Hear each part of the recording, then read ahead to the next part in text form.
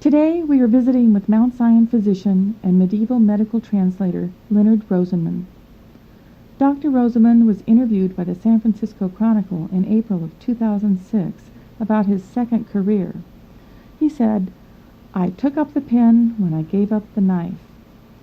His work as a translator has allowed him to explore an interest in surgical history and medieval medicine that began when he was a medical student more than 60 years ago. Since he launched his second career, he has translated into English the works of 8 medieval surgeons. The interest in this subject was spurred on by his mentor and chief surgeon, Edward Delos Churchill, at Massachusetts General Hospital during his internship and residency there during the 1940s. It was Churchill who gave him his first book on medieval surgery. While I was still a resident, my chief knew that I was interested in the medieval history, and he gave me books. He was interested in the same field. And that's what got me started with all this stuff. I had to lay it aside for all those years until I had some time for it. But that was it. I still have the book he gave me. So that was interesting. When Dr. Rosenman finished his residency and left Boston for California in 1949, he also received advice from Dr. Churchill about where to practice medicine in San Francisco. When you're looking around in San Francisco, go look at Mount Zion. I've heard his words that it was the best place in the city to go if you were sick. The first few years in California and at Mount Zion were competitive, but Dr. Rosenman eventually entered into a long-time partnership with another surgeon, Milton Pearl. But after about 4 or 5 years, and considerable encouragement from a lot of the other people around us, but that's Milton Pearl, and I realized that we were damn fools to compete. So we joined as partners in 1956. And until the day of his death, we worked together. I cannot recall a single word of dispute. We never counted what we earned. We had a joint account. If he wanted to buy something, he bought it. If I wanted to buy something, I bought it. At the end of the year, the accountant decided how much he was going to get and how much I was going to get. He was a lot busier than I was when we became partners. So it wasn't until about 5 years afterward that we evened up our income. But without a question in my mind, he was the finest person in my career that I have encountered. He was a wonderful man, a brilliant fella, and a very capable surgeon, and just a nice guy. He really was. The patients loved him. Dr. Rosenman told us about becoming chief of surgery at Mount Zion in 1958.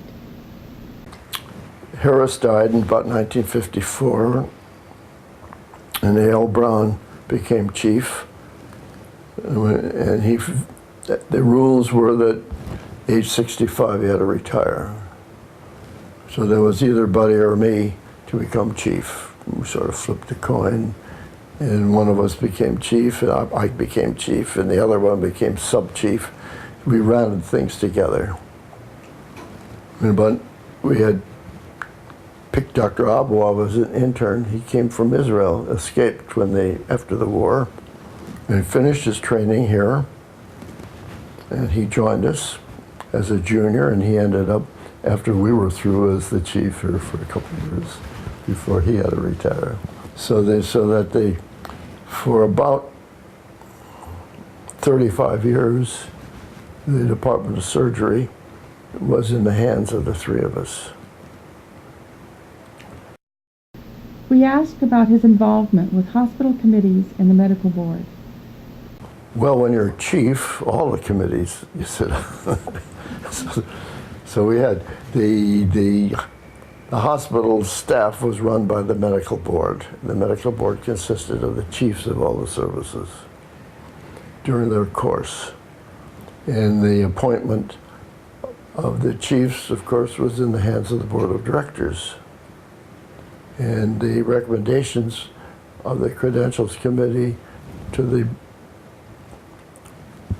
well, I forgot the name of it, the medical board, was then passed on to the directors, and they usually approved. He also told us about the surgical resident program. During my career as chief, we had a residency program. We trained our own residents. It was approved repeatedly by the inspectors who came through. We had rotations of the residents through other places where they could gain further operative experiences than through our small clinic. And it worked out very well. And I still hear from several of them that write to me. And when Dr. Pearl followed me, I was chief for 15 years, and then he was chief until he was 65, which was about 6 years. And then Dr. Albaugh followed for a few years. So. But before that, when Dr. Brown was the chief, the training program, the teaching program was given to Dr. Pearl and me. So I said it was about 30, 35 years that the situation went there. As we already know, Dr. Rosenman's second career has been as busy and productive as his first. We finished the interview with him telling us more about his literary ventures. The Mount Zion Health Fund had accumulated money in Dr. Pearl's and my name. And they furnished me with enough money, it wasn't too much, maybe $20,000, $25,000 altogether to publish all these books. But the books are in 35 medical libraries, including here, all through the country. I had a request from Norway and a request from Barcelona and a request from Brisbane in Australia, and I sent them copies. That's marvelous. So they're there. So are you planning any more translations? No, I'm done translating, Done translating. except I read. I try to read some Italian and French every day, but I don't translate them. So what else do you do with your time? I'm writing 15 detective stories. 15 at once? Well, 15 chapters. Each chapter could be a short story of one book, you see. And as I've just did the third or fourth rewrite of chapter 7 this morning.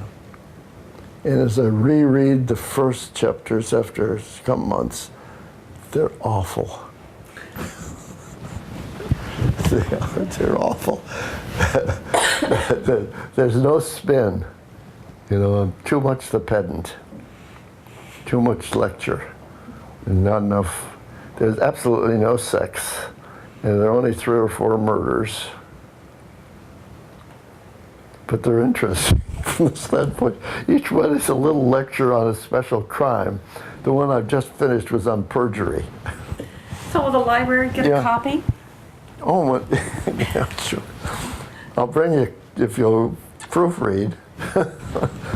So that's the whole career in a nutshell. Thank you very much.